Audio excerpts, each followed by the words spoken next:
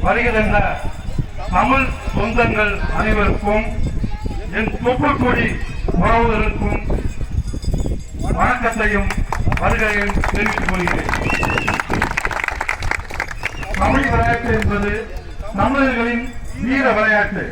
இந்த வீர விளையாட்டு கிராமங்களில் தோறும் அந்த காலத்தில் நடந்து கொண்டிருந்தது. அதை மறுபடியும் கிராமங்களில் ஊடுருவி மறுபடியும் அந்த விளையாட்டை சிறப்பிப்பதற்கு வயக்காட்டு காலனியில் சிறப்பாக செயல்பட்டுக் கொண்டிருக்கிறார்கள். இது நம்ம தமிழகத்திற்கும்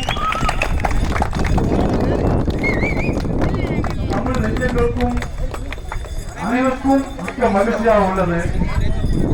மேலும் இங்கு வருகை வர இருக்கும் அனைத்து கபடி வீரர்களுக்கும் அனைத்து குழுக்களையும் வருக வருக வரவேற்கிறோம். மேலும் இங்கு வருகின்ற வீரர்கள் அனைவரும் நம் தூத்துக்குடி மாவட்டத்தில் ஒரு கபடி விளையாட்டு வீரர் இருக்கிறார். அவர் பெயர் மன்னத்தி கணேசன்.